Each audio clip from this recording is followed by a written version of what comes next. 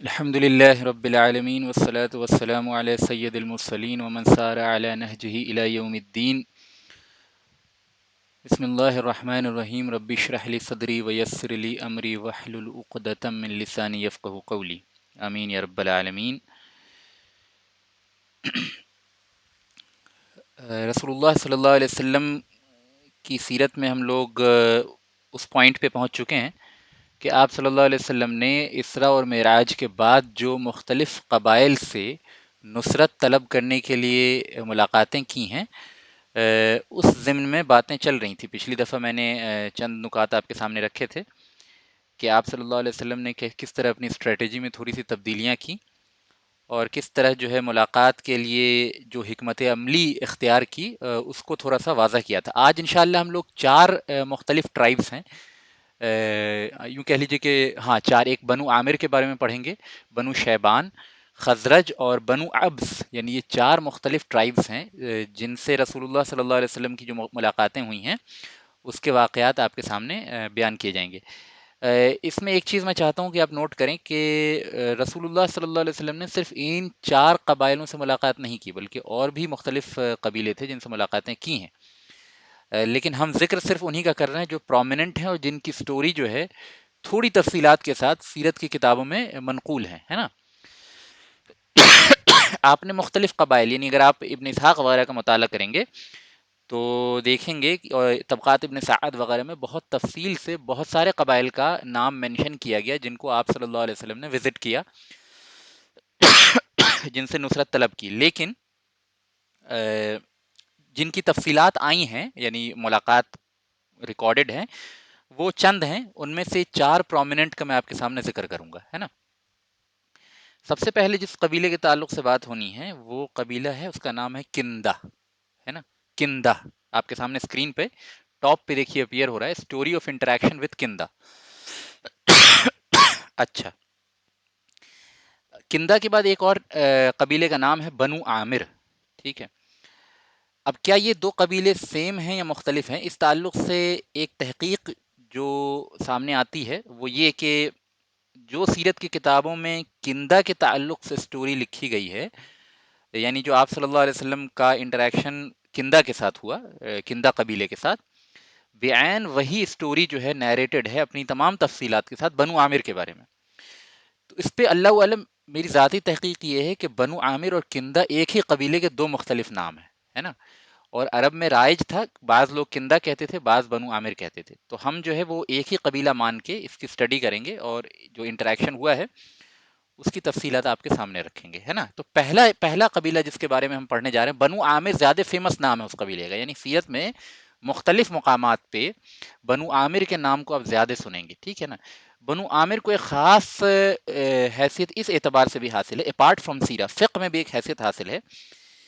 جو لوگ آپ میں سے تھوڑی بہت فقہ جانتے ہیں وہ ان کو میرا ریفرنس سمجھ میں آ جائے گا، جو نہیں جانتے ہیں تو کوئی پرابلم کی بات نہیں، ٹھیک ہے. تو جیسا کہ آپ جانتے ہیں کہ ذمیوں کے قتل کے تعلق سے جو اسلامی فقہ میں قانون ہے کہ ان کے قتل پہ کی جو دیت ہے، ان کے قتل کی جو پنشمنٹ ہے وہ ہاف ہے اہل ایمان کے قتل کی، ٹھیک ہے نا. یعنی کسی ذمی کو اگر کسی مسلم نے قتل کر دیا تو اس کی جو پنشمنٹ ہے وہ ہاف ہے مسلم کو، مسلم نے اگر قتل کیا تو اس کے مقابلے میں. یہ ہے امام شافعی، امام احمد اور امام مالک کا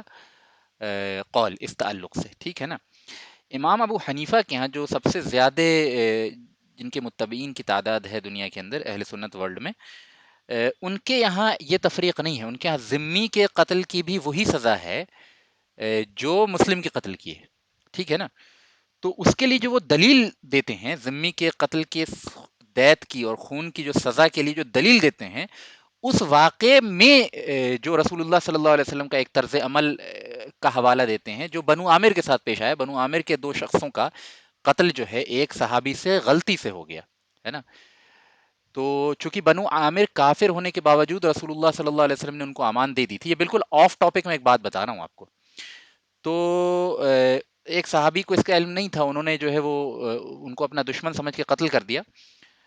تو آپ صلی اللہ علیہ وسلم نے ان کی دیت جو ہے وہ اتنی ہی دی جتنی مسلمان کی ہوتی ہے، یعنی کمپنسیشن منی جو ہے وہ اتنی ہی دی جتنی مسلمان کی ہوتی ہے۔ تو اس سے امام ابو حنیفہ رحمہ اللہ کے یہاں جو مسلک ہے وہ یہ ہے کہ ذمی کے بھی قتل کی دیت اتنی ہی ہے جتنی مسلم کے قتل کی ہے، مومن کے قتل کی ہے۔ اور یہ واقعے میں جو استدلال کرتے ہیں وہ بنو عامر سے ریلیٹڈ ایک واقعے میں کرتے ہیں، یہ بہت بعد کا واقعہ ہے، یہ ابھی کا واقعہ نہیں ہے جو میں بیان کر رہا ہوں، یعنی ابھی جو سیرت میں جس پوائنٹ پہ ہم ہیں اس وقت کا واقعہ نہیں ہے، لیکن یہ میں نے ریفرنس کے طور پہ اس لیے بتا دیا، جن لوگوں کو سمجھ میں آ گئی، نہیں سمجھ میں آئی تو کوئی پرابلم کی بات نہیں ہے۔ ریفرنس کے طور پہ میں نے بتا دیا کہ بنو عامر کا نام جو ہے سیرت میں بار بار اکر ہوگا، اور فقہ کی کتابوں میں بھی اس کا نام ذکر کیا جاتا ہے، اور امام ابو حنیفہ کے یہاں جو استدلال ہے اس کی بنیاد انہی کا ایک واقعہ ہے۔ ٹھیک ہے نا، بات سمجھ میں آ گئی؟ اب آگے چلتے ہیں۔ تو بنو عامر سے جو رسول اللہ صلی اللہ علیہ وسلم کا انٹریکشن ہوا، اب ہم واپس اس سیرت کے سٹوری کی طرف آ رہے ہیں، تو اس کے تعلق سے جو ہے میں آپ کے سامنے چند باتیں رکھنا چاہتا ہوں کہ آپ صلی اللہ علیہ وسلم نے بنو عامر سے ملاقات کی، تو وہ ملاقات کیسی رہی؟ بعض روایتوں میں ابو بکر صدیق رضی اللہ عنہ کا آپ صلی اللہ علیہ وسلم کے ساتھ جانا ثابت ہوتا ہے اس واقعے میں، یعنی کندہ یعنی بنو عامر سے جب ملاقات ہوئی تو ابو بکر صدیق رضی اللہ عنہ ساتھ تھے۔ ٹھیک ہے نا، تو جب آپ صلی اللہ علیہ وسلم نے بنو عامر کے چیف سے، بنو عامر کے چونکہ کیا ہوتا تھا نا، ٹرائبل ورلڈ میں کوئی ایک لیڈر نہیں ہوتا تھا، چیف ٹینس ہوتے تھے، کئی سارے چیف ہوتے تھے، کئی سارے قبیلے کے لیڈرز ہوتے تھے۔ عرب کے اندر اگر آپ جاہلی عرب کے پولیٹیکل اسٹرکچر کی اسٹڈی کریں گے تو آپ کو ایک چیز سمجھ میں آئے گی کہ سینٹرلائزیشن آف پاور نہیں تھا وہاں، یعنی ایک ٹرائب کے اندر کوئی ایک لیڈر نہیں ہوتا تھا، ایک تو عرب کے اندر بھی کوئی ایک یونیفائڈ لیڈر نہیں تھا، ایون چھوٹے چھوٹے ٹرائبس ہوا کرتے تھے، اس میں بھی ریئرلی ہی کوئی ایک آدمی ہوتا تھا جو لیڈرشپ کی پوزیشن پہ تنہا ہوتا تھا، یعنی کئی لیڈرز ہوتے تھے، تو انہی میں سے ایک لیڈر سے ملاقات رسول اللہ صلی اللہ علیہ وسلم نے کی، اور جب اس نے آپ صلی اللہ علیہ وسلم کا کلام سنا، آپ کی باتیں سنی، تو بہرحال لیڈر تھا، کچھ ذہانت تھی تبھی وہ لیڈر بنا ہوا تھا اپنی قوم کا، تو اس نے کہا کہ جو بات آپ کہہ رہے ہیں یہ بڑی انٹرسٹنگ بات ہے نا، دس از اے ویری انٹرسٹنگ میسج، آپ میرے ساتھ چلیں، میں آپ کو جو ہے وہ آڈینس دوں گا، اپنے قبائل کے دوسرے لیڈرز کے سامنے جو ہے آپ کی بات کو پیش کرواؤں گا، آپ نے جو بات مجھ سے کہی ہے آپ وہاں کہہ دینا، ہے نا؟ تو مجھے امید ہے کہ جو آپ ڈیمانڈ کر رہے ہیں، یعنی رسول اللہ صلی اللہ علیہ وسلم کی ڈیمانڈ کا دو ایسپیکٹ تھا نا، اب جیسا میں نے پچھلی دفعہ واضح کیا تھا کہ پہلے بھی آپ صلی اللہ علیہ وسلم قبائل کو دعوت دینے موسم حج میں جایا کرتے تھے، الاسراء والمعراج سے پہلے بھی، لیکن بعد میں یہ تبدیلی ہوئی کہ اب آپ صلی اللہ علیہ وسلم محض دعوت توحید تک محدود نہیں تھے، بلکہ آپ یہ بھی ڈیمانڈ کر رہے تھے کہ کوئی قبیلہ آپ کی پناہ اور پروٹیکشن کے لیے تیار ہو جائے، تاکہ آپ اللہ کے دین کے میسج کو بغیر روک ٹوک کے، ہے نا، بغیر کنسٹرکشن کے اور بغیر جو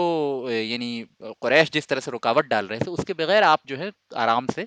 اس میسج کو کنوے کر سکیں۔ تو یہ دو رخی ڈیمانڈ آپ صلی اللہ علیہ وسلم کی دو یعنی کہہ لیجیے کہ دو پہلو والی ڈیمانڈ تھی۔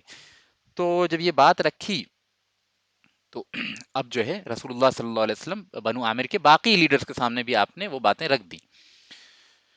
تو باقی لیڈرز بھی امپریس ہوئے آپ کی بات سے۔ تو اب جو پہلا لیڈر تھا نا، جس نے سب سے پہلے سنا تھا، پہلا جو چیف تھا، اس نے کہا، اپنی قوم کو مخاطب کر کے کہا کہ یہ جو شخص ہے نا یہ انتہائی ذہانت والی باتیں کر رہا ہے، خدا کی قسم اگر ہم اس شخص کو اپنے ساتھ لے جائیں اور اپنے علاقے میں اس کو امن و امان دے دیں تو اس کے پیغام میں وہ وزن ہے جس کے ذریعے باقی عرب کے اوپر ہم حکومت کر سکتے ہیں۔ بات کو ذرا غور سے سنیے گا، اس لیڈر نے باقی لیڈرز کو کنونس کرنے کے لیے کیا کہا کہ اس شخص میں، اس نوجوان نے جو باتیں کہی ہیں، یعنی رسول اللہ صلی اللہ علیہ وسلم نے جو باتیں کہی ہیں، اس باتوں میں اتنا وزن ہے کہ اگر ہم اس کو لے جا کے اپنے یہاں تحفظ دے دیں، پروٹیکشن دے دیں، تو اس کے ذریعے تمام عرب کے اوپر ہم غالب ہو سکتے ہیں، ہے نا؟ اچھا، یہاں پہ ایک چھوٹا سا یعنی ہسٹوریکل بیک گراؤنڈ بھی سمجھ لیجیے کہ بنو عامر جو تھے نا، بنو عامر وہ رسول اللہ صلی اللہ علیہ وسلم سے 200 سال 150 سال پہلے اگر آپ پیریڈ کو غور کریں گے تو اس زمانے میں بنو عامر کی بڑی زبردست حکومت تھی عرب کے بہت سے علاقوں کے اوپر، لیکن پھر کئی جنگیں ہوئیں جن کی وجہ سے وہ کمزور ہو گئے اور ان کے علاقے محدود ہو گئے، ہے نا؟ اور پھر بنو عامر کا ٹسل بھی تھا کس کے ساتھ؟ طائف والوں کے ساتھ، تو اس وجہ سے بھی کہیں نہ کہیں وہ اولڈ گلوری کو دوبارہ حاصل کرنا چاہتے تھے، پرانی جو ان کی حکومت تھی، پرانا جو ان کا تنتنا تھا، اس کو دوبارہ حاصل کرنا چاہتے تھے۔ اب جب انہوں نے دیکھا کہ رسول اللہ صلی اللہ علیہ وسلم کے نے یہ باتیں کہی ہیں اور یہ میسج پاورفل ہے اور یہ دین عنقریب غالب آ کے رہے گا، تو انہوں نے اس بات کو سمجھ لیا کہ اگر تو ہم اس کے مدد سے اس کو اپنے جگہ لے جاتے ہیں، اس کو تحفظ دیتے ہیں، پروٹیکشن دیتے ہیں، تو اس شخص کے ذریعے ہم عرب کے اوپر غالب ہو جائیں گے۔ پہلی چیز تو ان کا موٹو الٹیریئر نہیں تھا، یعنی جو جس کو کہتے ہیں کہ اچھا ایک سپیریئر موٹیو نہیں تھا، بلکہ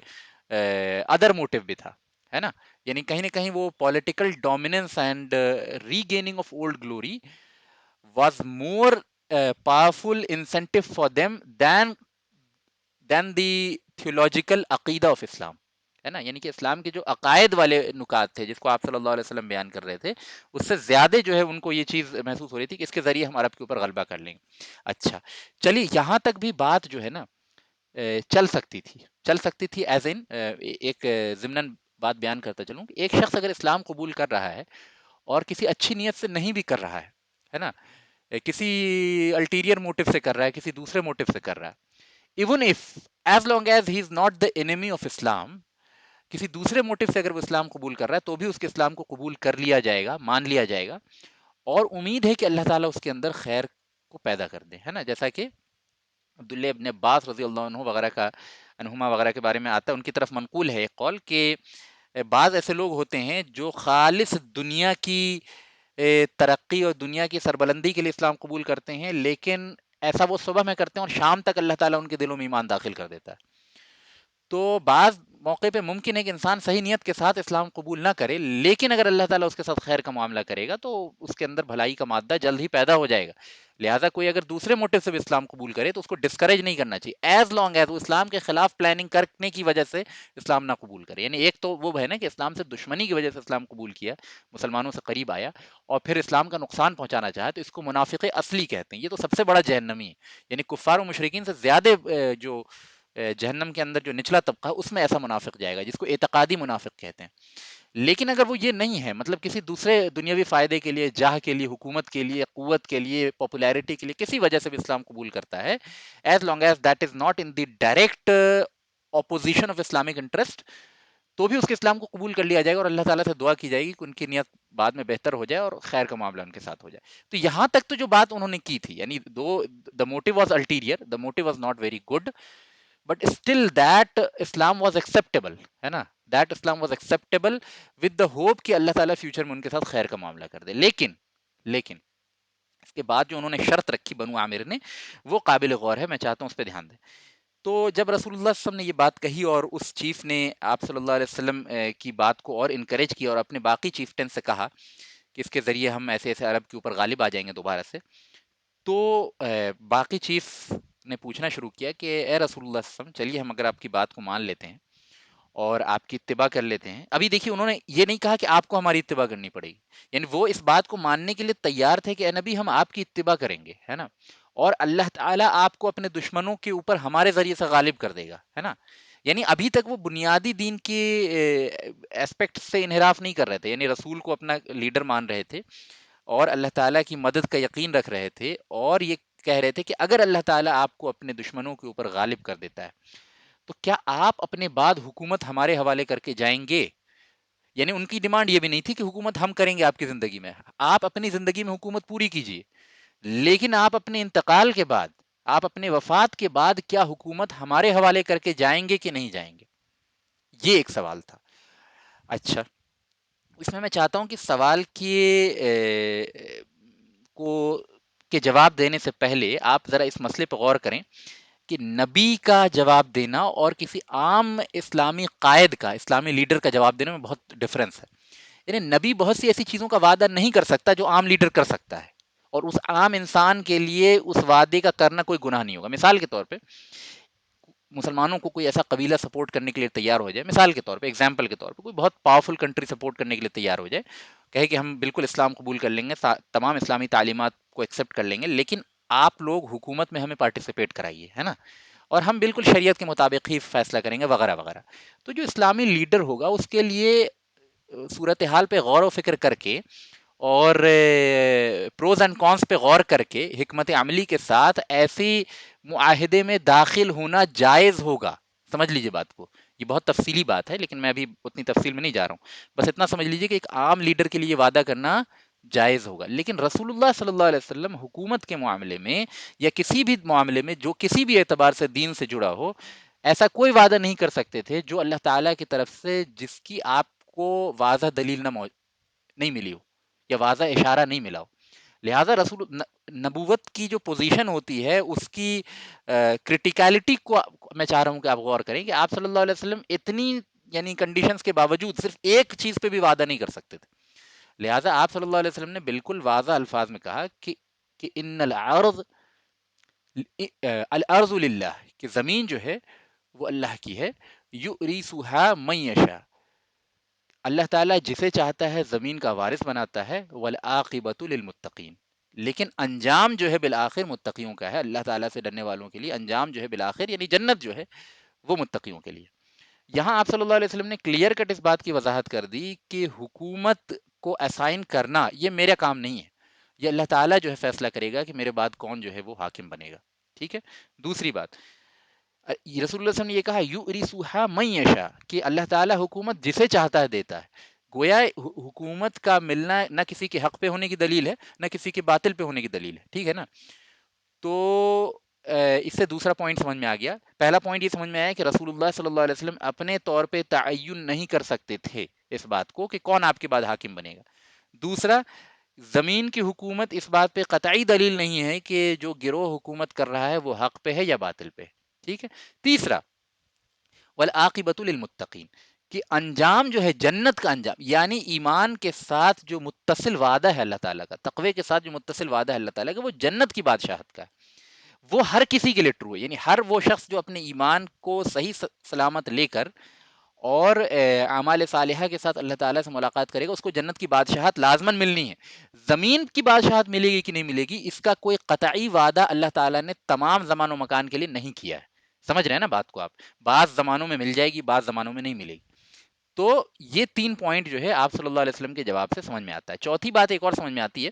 کہ آپ چاہتے تو بنو عامر کی شرط کو قبول کر کے بہت بڑا فائدہ اٹھا سکتے تھے، کیونکہ بنو عامر مضبوط قبیلہ تھا. ٹھیک ہے نا. اگر بنو عامر سپورٹ کر دیتا تو قریش سے ایک بہت بہترین تحفظ جو ہے آپ صلی اللہ علیہ وسلم کو حاصل ہو جاتا.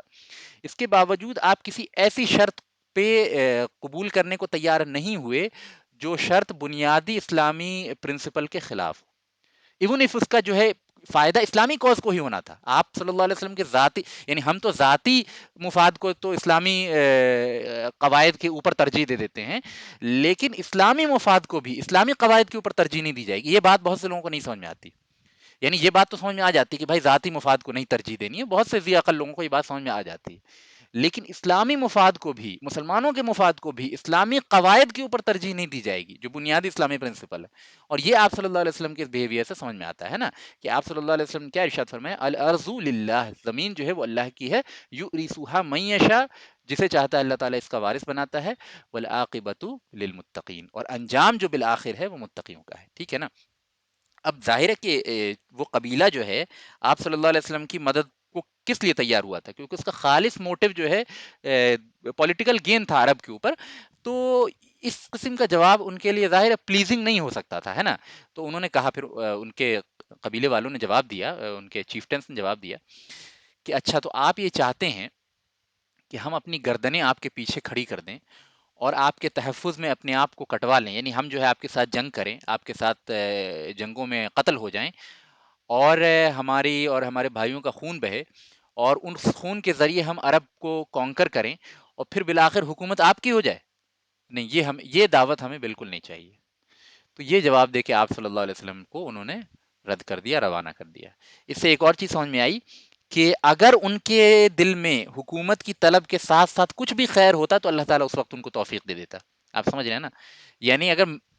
برا موٹو بھی تھا لیکن ساتھ میں کچھ خیر کا موٹو ہوتا نا تو ممکن تھا کہ اللہ تعالیٰ جو ہے توفیق دے دیتا. لیکن ایبسولیوٹلی صرف ان کا جو موٹو تھا وہ پولیٹیکل گین تھا، اس لیے اللہ تعالیٰ نے ان کو اسلام کی توفیق نہیں دی، اور رسول اللہ صلی اللہ علیہ وسلم نے ان کی شرائط کو قبول نہیں کیا. ہے نا. سمجھ رہے ہیں نا بات کو. تو یہ تھا بنو عامر کے ساتھ انٹریکشن. اب ہم جو ہے دوسرا قبیلہ، یعنی یہاں بھی آپ صلی اللہ علیہ وسلم کو ظاہری اعتبار سے، نصرت کے اعتبار سے کوئی کامیابی نہیں حاصل ہوئی. میں چاہتا ہوں کہ آپ ذرا نوٹ کریں کہ اسلام کو جو فتوحات ملی ہیں، نبی کریم صلی اللہ علیہ وسلم کی جو حکومت مدینی کے اندر قائم ہوئی ہے اور جو استحکام ملا ہے، یہ کسی ایک بار اور دو بار کسی قبیلے کے پاس گئے اور نصرت مل گئی، ایسا نہیں ہے، بلکہ بہت سارے قبائل کے پاس آپ صلی اللہ علیہ وسلم گئے ہیں، بہت ساری مشقتوں کو فیس کیا ہے. تو اس سے ایک چیز سمجھ میں آتی ہے کہ دنیا کے اندر اللہ تعالیٰ نے فتح و نصرت کا جو وعدہ کیا ہے نا، مشقت و پریشانی کے ساتھ کیا ہے نا. تو یہ تصور جو لوگوں کے ذہن میں ہوتا ہے، بالکل جادوئی تصور، کہ راتوں رات اسلام غالب ہو جائے گا اور بنا کسی محنت کے اسلام غالب ہو جائے گا، بنا کسی قربانی کے اسلام غالب ہو جائے گا، بنا کسی پریشانی کے اسلام غالب ہو جائے گا. تو یہ تصور جو ہے وہ عبث ہے نا، لغو تصور ہے. یہ اللہ تعالیٰ کے سنت الہی کے مطابق نہیں ہے. جب نبی کریم صلی اللہ علیہ وسلم جیسے کامل اور اکمل انسان کو بھی غلبہ دین کے لیے محنت اور مشقت کرنی پڑی، پریشانی اٹھانی پڑی، ہے نا، اور اذیتیں سہنی پڑی اور اتنی مختلف اقدامات لینے پڑے، تو آپ صلی اللہ علیہ وسلم سے کم تر انسان کو کیسے یہ بات لائق و زیبا ہے کہ وہ یہ تصور کرے، وہ یہ تمنا کرے کہ بغیر محنت کے جو ہے دین غالب ہو جائے گا اور اللہ تعالیٰ کی مدد جو ہے اتر جائے گی. اللہ تعالیٰ کی مدد لازماً اترے گی، لیکن اس کے لیے بندوں کو، اللہ تعالیٰ کے بندوں کو یہ ثابت کرنا ہوتا ہے کہ ہم اس دین کے لیے قربانی دینے کے لیے تیار ہیں، اور جو بھی پریشانی آئے گی اس کو ہم سہنے کے لیے تیار ہیں. جب یہ چیز کنوکشن کے ساتھ بندے ثابت کرتے ہیں تو اللہ تعالیٰ کی مدد اترتی ہے. یہ اللہ کی سنت ہے. اللہ تعالیٰ بے شک قادر ہے کہ نبی کی پلک بھی نہ جھپکے اور پوری دنیا کے اندر اسلام غالب ہو جائے. اللہ تعالیٰ تو ہر شے پہ قادر ہے. کوئی ممکنات میں سے کوئی شے نہیں ہے جو اللہ تعالیٰ کی دست قدرت سے باہر ہو.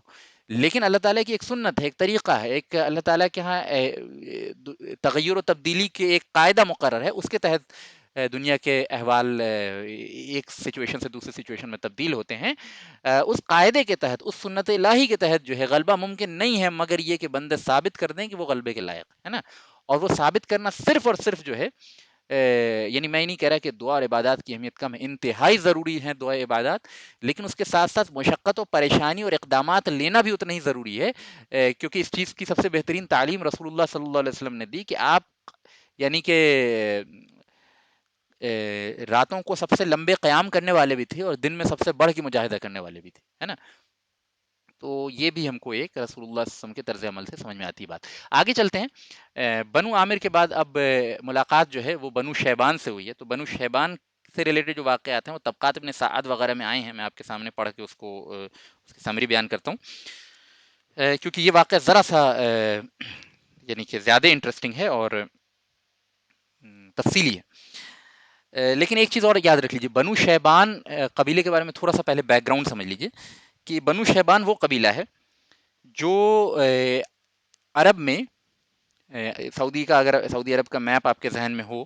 تو عرب کا وہ حصہ جو عراق سے ملا ہوا ہے اوپر کے جانب، اس حصے میں یہ آباد تھے بنو شیبان. ٹھیک ہے نا. آپ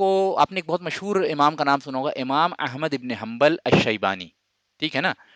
رحمہ اللہ. وہ بھی اسی قبیلے سے تھے، بہت بعد کے ہیں. ظاہر ہے کہ یہ رسول اللہ صلی اللہ علیہ وسلم سے 200 سوا 200 سال بعد، 200 سال تقریباً 224 ہجری میں ان کا انتقال ہوا، تو تقریباً 200 سال بعد کے وہ پیدا ہوئے. پھر فقہ حنفی کے بہت بڑے امام ہیں، بہت بڑے امام ہیں. امام ابو حنیفہ رحمہ اللہ کے شاگرد ہیں امام محمد بن حسن الشیبانی، ان کا تعلق بھی اسی قبیلے سے تھا بہت بعد میں. تو یہ قبیلہ ابھی ظاہر ہے کہ مشرک و کافر تھا جب رسول اللہ صلی اللہ علیہ وسلم ان سے ملنے گئے. اس قبیلے کی خاصیت میں بتا دوں، یہ قبیلہ عرب میں ان چند قبائل میں سے تھا جو اپنی یعنی عرب میں تو ہر قبیلے کے اندر شجاعت وغیرہ کامن تھی، لیکن یہ اپنے آپ کو کیسے سمجھاؤں، سہ جانے کی صلاحیت ہوتی ہے نا، جھیل جانے کی صلاحیت جو ہوتی ہے نا، وہ اس قبیلے کی بہت مشہور تھی. یعنی بہت مشکل بھری سچویشن کو بھی جھیل جانے کی صلاحیت اس قبیلے کے لوگوں کے اندر زیادہ تھی. جیسا کہ مورخین وغیرہ نے لکھا ہے بنو شیبہ کے بارے میں کہ they were known to be very very resilient, very very resilient. ٹھیک ہے نا. اور یہ بات تاریخ بھی اس بات کی گواہ ہے کہ امام احمد بن حنبل رحمہ اللہ نے جب مقابلہ کیا فتنہ خلق قرآن کا، تو جس شدت کے ساتھ اور جس استقامت کے ساتھ اور جس یعنی کہ جوان مردی کے ساتھ مقابلہ کیا ہے، وہ بنو شیبان کا ایک کیریکٹر تھا جو جھلک رہا تھا امام احمد کے اندر. لازماً وہ ایمان تھا جو آپ کو اتنا مضبوط کرتا تھا، لیکن انسان کے اوپر اس کے خاندان کا، اس کے قبیلے کا، اس کے طور طریقے کا، اس کے آباء و اجداد کے کیریکٹرسٹک فیچرز کا بھی اثر ہوتا ہے نا. تو اسی طرح بنو شیبان کے اندر وہ صلاحیت تھی، ریزیلینس کی صلاحیت تھی، وہ ہم امام احمد ابن حنبل رضی اللہ عنہ کے اندر بھی دیکھتے ہیں. جو لوگ فتنہ خلق قرآن کے فتنے سے واقف ہیں وہ سمجھ جائیں گے، جو نہیں واقف ہیں تو یہاں پہ وہ ریلیونٹ نہیں ہے وہ بات سمجھنا، بس میں نے حوالے کے طور پہ بتا دیا. بہرحال بنو شیبان سے جو رسول اللہ صلی اللہ علیہ وسلم کی ملاقات ہوئی ہے، اس تعلق سے حالانکہ سیرت کی کتاب میں سنن البہیقی وغیرہ میں اور حاکم مستدرک حاکم وغیرہ جو حدیثی کتاب ہے اس میں موجود ہیں، روایت مسند احمد میں بھی موجود ہے، اور میں مسند احمد والا ورژن جو ہے آپ کے سامنے بیان کروں گا۔ حالانکہ جو کتاب میرے پاس ہے اس میں سنن البہیقی اور حاکم جو مروی ہے عبداللہ ابن عباس رضی اللہ عنہما سے اور علی رضی اللہ عنہ سے، وہ روایت سامنے ہے میرے، لیکن کچھ چیزیں اس میں اضافی طور پہ مسند احمد کی روایت میں ہے جو مجھے یاد ہیں، تو میں وہ آپ کو ساتھ کے ساتھ میں بیان کرتا چلوں گا۔ تو اس موقع پہ یعنی بنو شیبان سے جب رسول اللہ صلی اللہ علیہ وسلم نے ملاقات کی تو آپ کے ساتھ جو ہیں سیدنا صدیق اکبر رضی اللہ عنہ تھے اور علی رضی اللہ عنہ تھے۔ تو علی رضی اللہ عنہ مسند احمد کی ایک روایت میں بیان کرتے ہیں کہ ابو بکر صدیق رضی اللہ عنہ نے بنو شیبان سے جا کے گفتگو شروع کی، اور خود اس حدیث کے اندر علی رضی اللہ عنہ کا اسٹیٹمنٹ موجود ہے، یہ خود فرماتے ہیں ابو بکر صدیق کے بارے میں کہ کان سباقا لکل خیر، کہ ابو بکر صدیق رضی اللہ عنہ ہر طرح کی خیر اور بھلائی کے کام میں انتہائی آگے بڑھنے والے تھے۔ یعنی جو لوگ عربی تھوڑا بہت جانتے ہیں، سباق جو ہے یعنی مبالغے کا صیغہ ہے، فعال کے وزن پہ جو بھی عربی میں استعمال ہوتا ہے وہ مبالغے کے لیے استعمال ہوتا ہے، سپرلیٹو ڈگری کے لیے استعمال ہوتا ہے نا، جیسے غفار ہے نا، جبار ہے نا، تو جابر بھی جو ہے اس کا مطلب وہی ہے، لیکن جبار میں وہ چیز جو ہے مزید شدت کے ساتھ آتی ہے۔ تو اسی طرح ابو بکر صدیق رضی اللہ عنہ کو جب علی رضی اللہ عنہ نے ڈسکرائب کیا اس سفر میں، تو ابو بکر صدیق کی تصویر کشی جو کی، ان کے کیریکٹر کو جو بیان کیا، تو فرمایا کان سباقا لکل خیر، کہ ہر خیر کے کام میں انتہائی آگے بڑھنے والے تھے۔ اور یہ بات حضرت علی رضی اللہ عنہ کے منہ سے اس بات کی شہادت ہے کہ سیدنا صدیق اکبر جو ہیں امت میں سب سے افضل ترین اور اعلیٰ ترین شخص ہیں، اور خود سیدنا علی رضی اللہ عنہ کا عقیدہ بھی یہی تھا، اور تمام انبیاء کے بعد ابو بکر صدیق رضی اللہ عنہ سے افضل کوئی شخص نہیں ہے، ٹھیک ہے نا، یہ عقیدہ بھی ساتھ میں آپ اپنے نوٹ کر لیں۔ چلیے بہرحال اس حدیث کو پڑھتے ہیں۔ تو بنو شیبان میں جب پہنچے، ان کا پورا نام تھا بنو شیبان بن ثعلبہ، لیکن بنو شیبان کے نام سے مشہور ہے یہ قبیلہ۔ تو بڑا پاورفل قبیلہ تھا اور بہت اچھی فائٹنگ اسکل رکھتے تھے، ٹھیک ہے نا، اور ان کا علاقہ اوپر کا تھا، سعودی یعنی عرب کا میپ اگر دیکھیں تو وہ حصہ جو عراق سے ملا ہوا ہے اس علاقے میں یہ بات تھے۔ تو ابو بکر صدیق رضی اللہ عنہ ان کے پاس گئے۔ اچھا ایک اور چیز نوٹ کر لیجئے کہ ابو بکر صدیق جو ہیں حسب و نسب اور مختلف قبائل کی جو جینیالوجی ہوتی تھی اس سے بہت واقف تھے، پہلے بھی بتا چکا ہوں میں، اور رسول اللہ صلی اللہ علیہ وسلم ان کی اس صلاحیت کا استعمال کرتے تھے۔ اب کچھ لوگوں کو یہاں پہ تھوڑا سا اشکال ہوتا ہے کہ ایک نبی غیر نبی کے علم سے کیسے فائدہ اٹھا سکتا ہے نا، نبی بہرحال ہر اعتبار سے، یعنی اس میں کوئی شک نہیں ہے، یہ اہل سنہ کا اور اہل اسلام کا مجموعی عقیدہ ہے کہ نبی یعنی ایک رسول اللہ صلی اللہ علیہ وسلم تو خیر افضل الانبیاء ہیں، کوئی دوسرے نبی جن کا قرآن کے اندر ذکر نہیں بھی ہوا ہے وہ بھی ابو بکر صدیق رضی اللہ عنہ سے بہت افضل ہیں، بہت افضل ہیں، بہت افضل ہیں، یہ ہمارا عقیدہ ہے نا، وہ معصوم ہوتے ہیں، نبی جو ہیں معصوم عن الخطا ہوتے ہیں، اور ہمارا عقیدہ ابو بکر صدیق رضی اللہ عنہ کی تمام عزت و جلالت کے باوجود ان کے معصوم ہونے کا عقیدہ نہیں ہے ہمارا، ہے نا، سمجھ رہے ہیں نا بات کو، فرق کو۔ تو اس کے باوجود ایک نبی غیر نبی کے علم سے کیسے فائدہ اٹھا سکتا ہے، تو بعض لوگوں کو یہ اشکال ہوتا ہے، لیکن یہ اشکال جو ہے کوئی ایسی پرابلمٹک بات نہیں ہے۔ انبیاء علیہم السلام کو جن چیزوں کی خبر دی جاتی ہے وہ چیزیں ہیں جو عام انسان کسی اعتبار سے بھی حاصل نہیں کر سکتا، ان معاملات میں انبیاء کبھی بھی غیر نبی پہ ڈیپینڈنٹ نہیں ہو سکتے ہیں۔ مثال کے طور پہ کائنات کی جو سب سے بڑے بڑے سوالات ہیں نا، سب سے بڑے بڑے سوالات، یعنی کن چیزوں کے ذریعے اللہ تعالیٰ کو راضی کیا جا سکتا ہے، کن چیزوں کے ذریعے جو ہے ابدی جنت حاصل کی جا سکتی ہے، کن چیزوں کے ذریعے جو ہے انسان دائمی ابدی خسارے سے اپنے آپ کو بچا سکتا ہے، اور بھی بہت سارے جو بڑے بڑے سوالات ہیں جن سے پوری کائنات میں سب سے بڑی حقائق جو ہیں ان سے انبیاء علیہ السلام واقف ہوتے ہیں۔ اگر انبیاء میں سے کوئی کھجور کے ایک گٹھلی کے بارے میں کوئی انفارمیشن نہیں رکھتے ہیں تو یہ ان کے نزدیک کوئی عیب کی بات نہیں ہے، کیونکہ یہ چیزیں باقی انسان بھی جانتے ہیں۔ کمال تو وہ علم کے جاننے میں ہے نا جو باقی انسان کبھی نہیں جان سکتے، پوری نسل انسانی اپنی تمام کاوشوں کے باوجود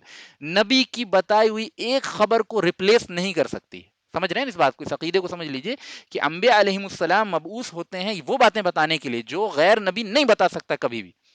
تو ان باتوں کو چھوڑ دیا جائے، دوسری جو دنیاوی باتیں ہیں اس کے اندر ایک نبی غیر نبی سے بھی استفادہ کر سکتا ہے، کوئی حرج کی بات نہیں ہے، ٹھیک ہے نا۔ تو جس طرح ابو بکر صدیق رضی اللہ عنہ سے استفادہ آپ صلی اللہ علیہ وسلم کیا کرتے تھے، ٹھیک ہے۔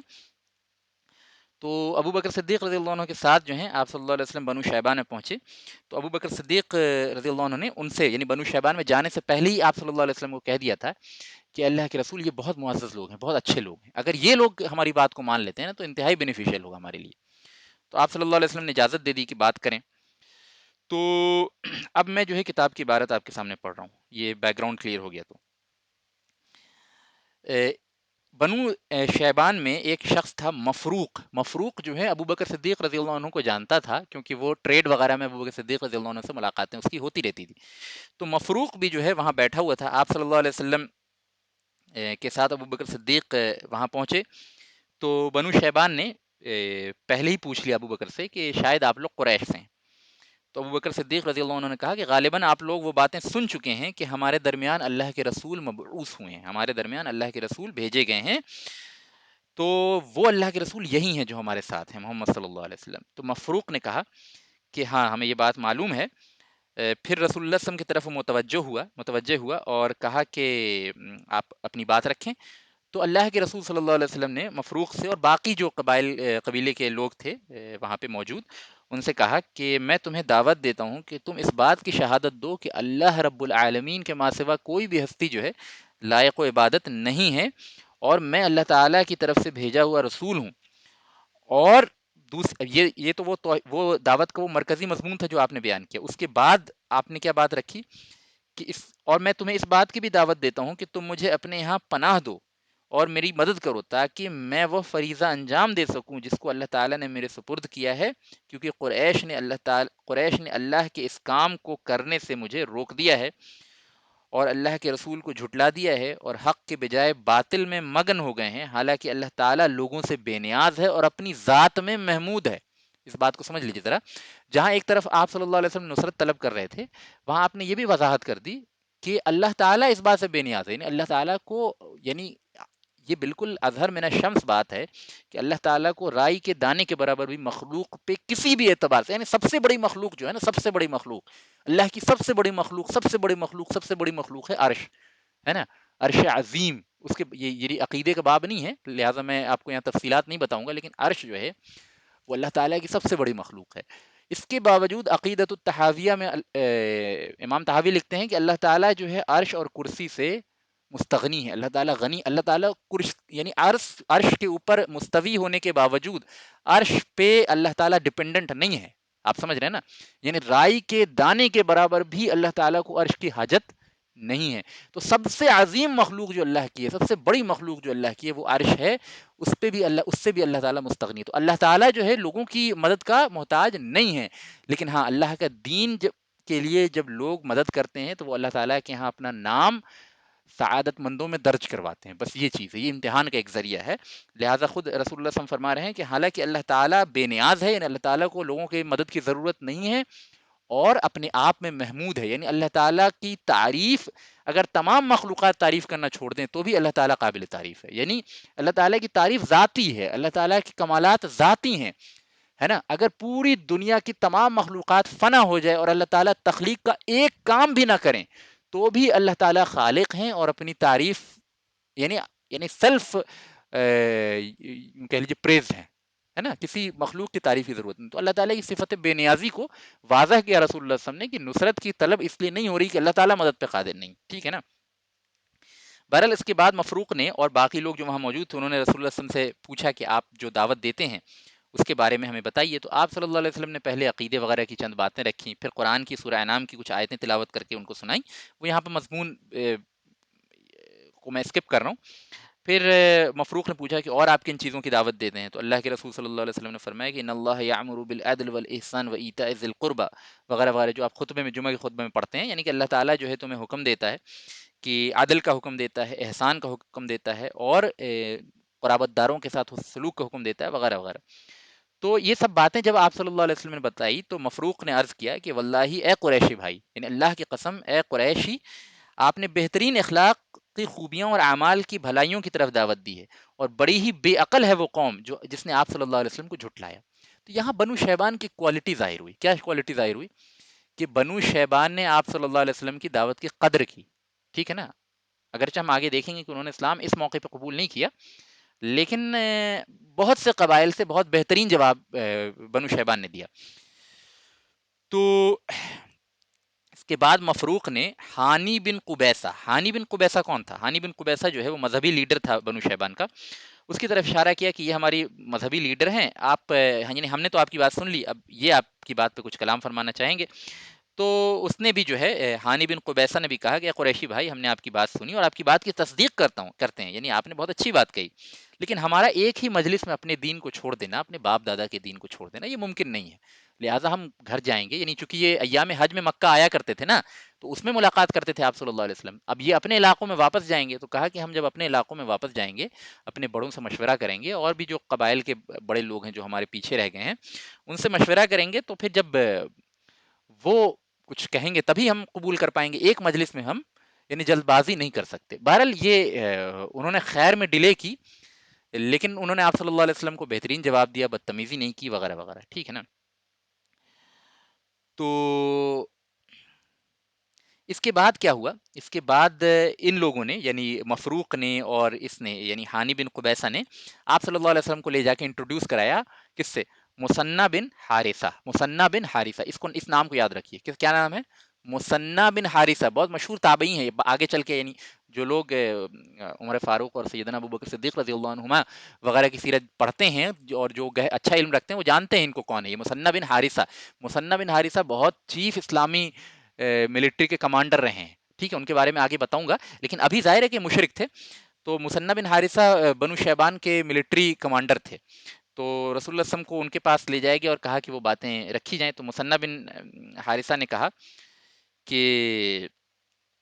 اے قریشی بھائی، آپ کی بات ہم نے سن لی. یعنی بات جب سن لی تو کہا اور ہم نے بہت پسند کیا، مگر میرا جواب بھی وہی ہے جو ہانی بن قبیسہ نے دیا. یعنی ایک مجلس میں ہم جو ہے اپنا دین نہیں چھوڑ سکتے، لہٰذا ہم ایسا کرتے ہیں کہ ہم اپنے قوم میں جائیں گے واپس اور وہاں صلاح و مشورہ کر کے آپ کو جواب دیں گے. ٹھیک ہے نا. مثنیٰ بن حارثہ نے چند باتیں اور کی، کیونکہ ملٹری کمانڈر تھے اور وہ سمجھ رہے تھے کہ ظاہر ہے یہ دعوت جو ہے صرف عقیدے کی دعوت نہیں ہے، صرف تھیولوجی کی دعوت نہیں ہے، بلکہ اس کے نتیجے میں جو ہے عربوں سے جنگ کرنی پڑے گی، ہے نا، مختلف اقوام سے جنگ کرنی پڑے گی. لہٰذا انہوں نے ایک بات کہی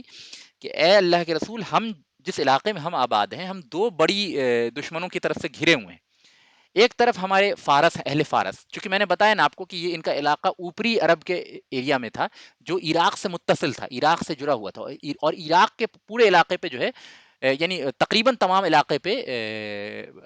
یعنی کہ فارس کی حکومت تھی، ہے نا، پرشین امپائر، پرشین کنگڈم. آپ میں سے جو لوگ شروع سے لیکچر سن رہے ہیں ان کو یاد ہوگا کہ لیکچر نمبر 10 یا 11 یا 9 کے آس پاس جو ہے ہم نے پرشین اور رومن امپائر کی یعنی ڈیٹیلنگ کی تھی آپ کے سامنے، سیرت کے شروع کے زمانے میں، کہ رسول اللہ صلی اللہ علیہ وسلم کی پیدائش کے وقت جو ہے رومن امپائر اور پرشین امپائر کی کیا سچویشن تھی، ہے نا. تو پرشین امپائر کے بارے میں نے بتایا تھا کہ عراق کا بیشتر حصہ جو ہے ان کے قبضے میں تھا. تو بنو شیبان نے کہا کہ ایک طرف جو ہم پرشین امپائر کے ساتھ ہمارا معاہدہ ہو چکا ہے،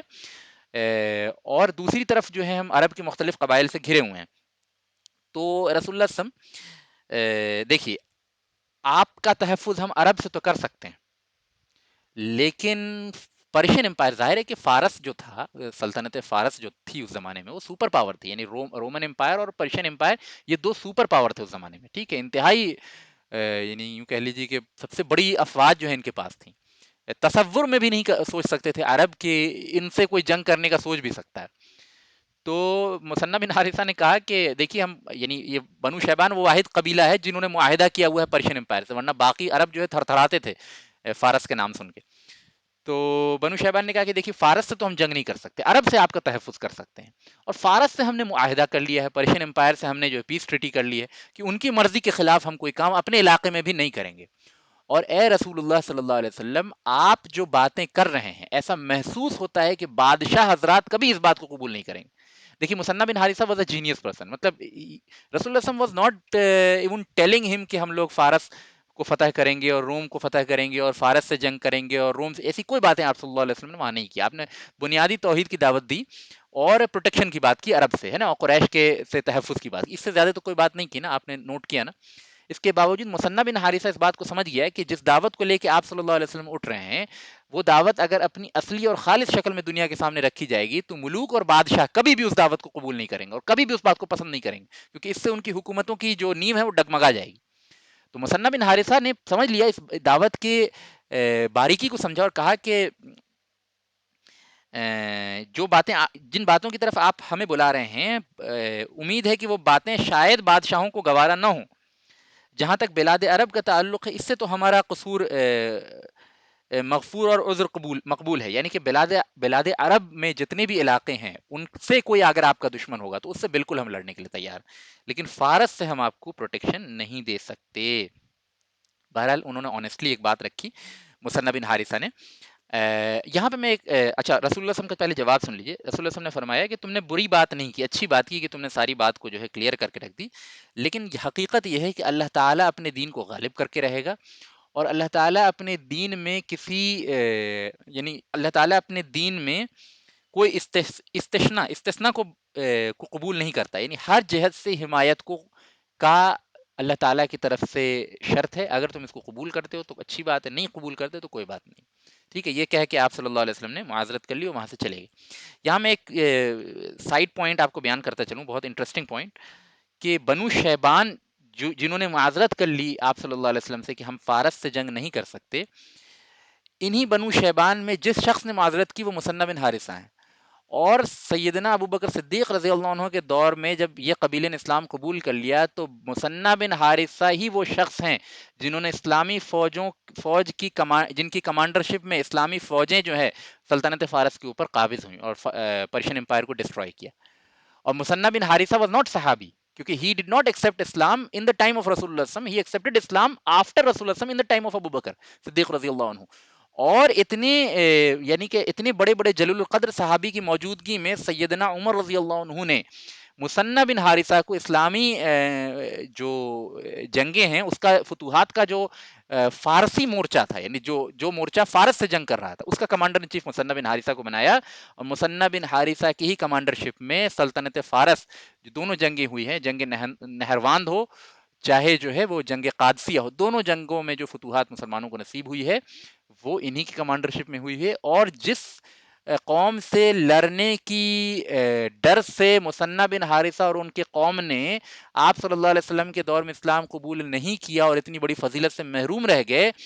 وہی قوم کے خلاف اسی شخص کے کمانڈرشپ میں انہوں نے جنگ کی اور اس قوم پہ فتح حاصل کی اسلام کی برکتوں کے نتیجے میں۔ ٹھیک ہے نا، تو ایک ذرا لطیف نکتہ تھا جو آپ کو بتانا ضروری تھا۔ بہرحال یہ تھی بنو شیبان کے ساتھ آپ صلی اللہ علیہ وسلم کی ملاقات۔ باقی بنو عبس کے ساتھ جو ملاقات ہوئی ہیں اور کچھ وزڈمز کے پوائنٹس ہیں، اور پھر خزرج کے ساتھ جو ملاقات ہوگی وہ انشاءاللہ تعالی ہم نیکسٹ لیکچر میں کور کرنے کی کوشش کریں گے۔ اب میں یہیں پہ اپنی بات کو ختم کرتا ہوں، اور آج کے لیے اتنا ہی رہے گا انشاءاللہ تعالی۔